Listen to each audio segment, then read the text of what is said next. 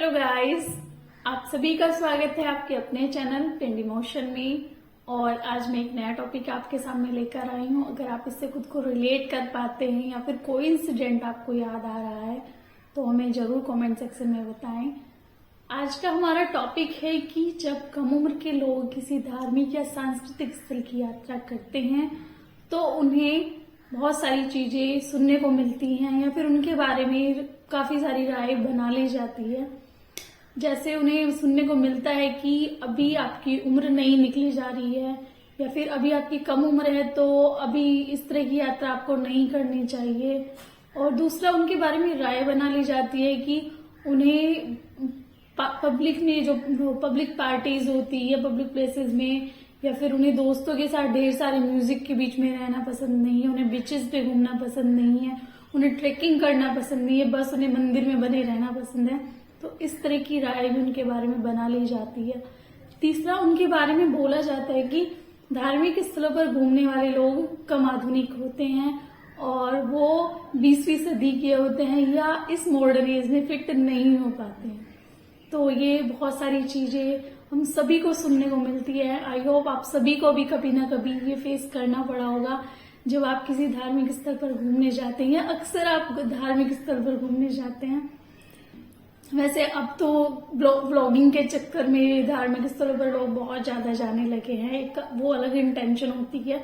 एक होता है कि आप वहां के कनेक्शन से, उस कनेक्टिविटी से, उस एनर्जी से कनेक्शन फील करने के लिए वहां जाते हैं। तो मैं उस बारे में आपसे चर्चा करूंगी।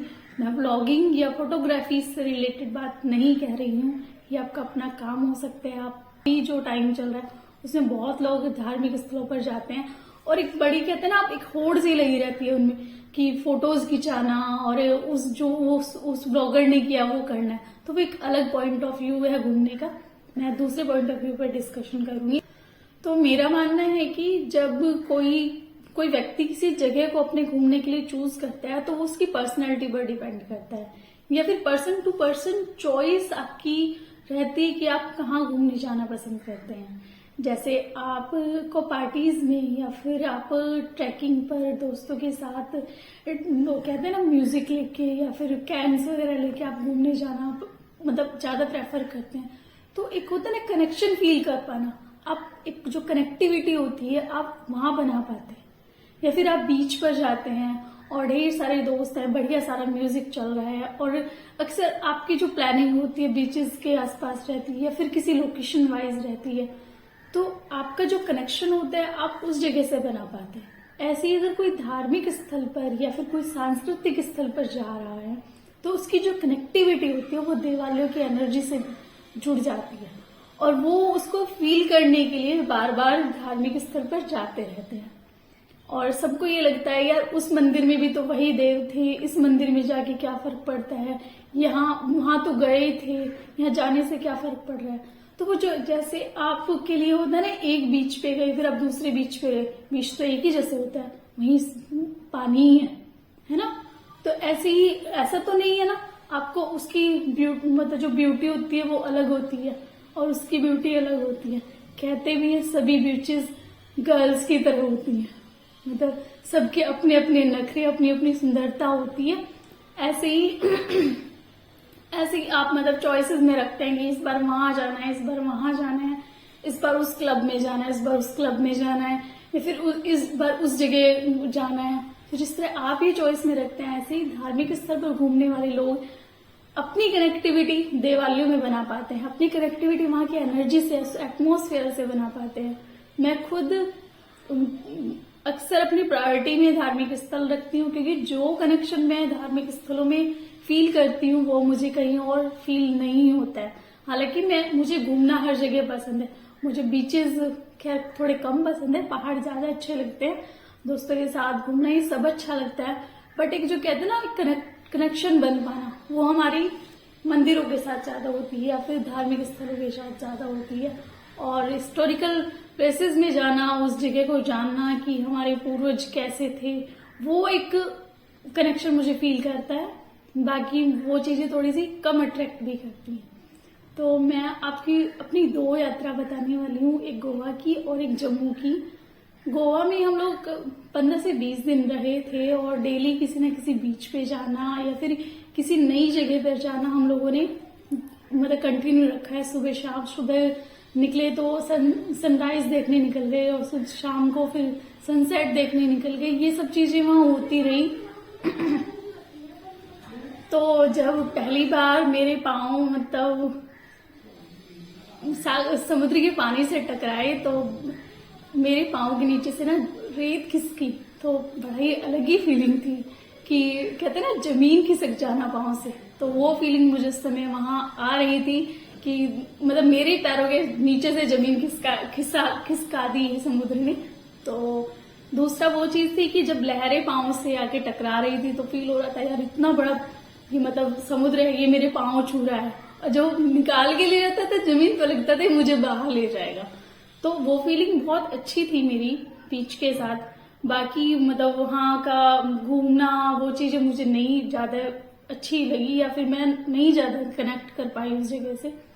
मुझे लगता है जब तक मैं उस जगह के लोकल से कनेक्शन नहीं बना पाती, लोकेलिटी को नहीं जान पाती, उसके कल्चर में नहीं मिक्सअप हो पाती या फिर उसके करीब नहीं जा पाती, तब तक मैं उस चीज से कनेक्शन नहीं बना पाती। लोगों ने सच में मेरे को लगा उस समय जाकर कि गोवा को इतना हाइप बनाया हुआ है। हाँ, और मतलब गोवा ये है, गोवा वो है, और मुझे तो ऐसा लग रहा था यार कुछ भी नहीं है। और अगर मेरी नॉन नहीं होती या फिर वो कहते ना वो जमीन खिसकने वाली फीलिंग नहीं होती तो मुझे तो लगता है यार मनी वेस्ट ट्रिप रही है। तो गोवा के लिए मुझे ये फील हुआ। दूसरी मेरी यात्रा थी जम्मू में। जम्मू में मैं अपने बहन भाई के साथ थी और हम लोगों को पता चला कि यहाँ पास में कोई लेक है, तो हम लोग लेक घूमने के लिए सुबह निकले। सुबह शायद 4-5 बजे घर से निकल गए थे। लोकल में जो बस होती है हम उससे गए थे। शायद 3 से 4 घंटे हम लोगों को लगे थे, मुझे एग्जैक्ट टाइम याद नहीं है। काफी घूम घूम के बस जा रही थी, किसी पहाड़ी पे ऐसे चढ़ते हुए। क्या बोलते हैं, जो बाकी सब पीछे बैठे हुए थे, मैं किसी मतलब जो वहाँ के लोकल थे एक बंदा उसके साथ बैठी थी। थोड़े बुजुर्ग थे, उन्होंने मतलब वहाँ के बारे में बहुत कुछ बताया। और एक और जगह थी यहाँ पास में, उन्होंने बोला कि तुम लोग अगर यहाँ आए हो तो उस जगह भी जाना और अपने घर के बारे में, अपनी बेटियों के बारे में, और उस जगह मतलब कैसी शिक्षा दीक्षा लड़कियों की होती है और उन पर कितना फोकस किया जाता है।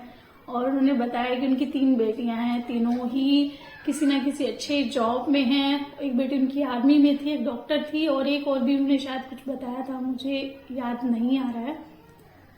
और उन्होंने एक चीज और बताई कि जो मानेसर लेक है इसकी परिक्रमा मतलब परिक्रमा करना अच्छा माना जाता है, शुभ होता है, या इसकी परिक्रमा करनी चाहिए। वो लेक किसी ऋषि की कहते हैं, किसी ऋषि ने वहां पे तपस्या की थी और मुझे नाम ध्यान नहीं है फिलहाल। तो हम लोग वहां उस जगह जब उतरे तो एक अलग ही कहते हैं ना वाइब्स होती है वहां पर, वो थी। और हम लोगों ने 2-2.5 घंटे की वो 2-2.5 किलोमीटर की जो थी या वो था उसकी परिक्रमा की थी। खैर जो मेरे साथ में भाई था वो मुझे बोल भी रहा था आगे से तुझे किसी लोकल के साथ नहीं बैठने देंगे, कुछ ना कुछ नया जान लेती है और फिर उसे करने निकल जाती है। तो जम्मू में सिर्फ एक जगह घूमकर मैं जो कनेक्शन फील कर पा रही थी उस जगह से, उस जगह के लोगों से, उस जगह के खान पान से, उस जगह के मतलब जो टच फील हो रहा था वो मुझे गोवा में 15-20 दिन रहने के बाद भी नहीं हुआ। और या आप ये भी कह सकते हैं कि मीठे पानी के बीच रहने वाले लोग जब खारे पानी के बीच जाते हैं तो उन्हें शायद ऐसा ही फील होता है, बट मुझे नहीं पता, मैं वो कनेक्शन वहां फील नहीं कर पाई। तो ऐसे ही आपके लिए गोवा बहुत बड़ी जगह है, बहुत स्पेशल जगह हो सकती है, मेरे लिए बड़ी नॉर्मल थी, मुझे कोई स्पेशल फीलिंग नहीं आ रही थी वहां पर। तो ऐसे ही अगर आपको लगता है कि हम लोग जाना पसंद नहीं करते, ऐसा नहीं है, जाते हैं बट वो कनेक्शन फील नहीं कर पाते हैं, वो टच फील नहीं कर पाते हैं। और सबका अपना घूमने का तरीका होता है, सब अपने तरीके से जगहों को एक्सप्लोर करते हैं। और आज के टॉपिक में बस इतना ही। मुझे इतने धैर्य के साथ सुनने के लिए बहुत बहुत धन्यवाद। फिर किसी और नए टॉपिक के साथ आपके सामने उपस्थित होंगे। Thank you so much.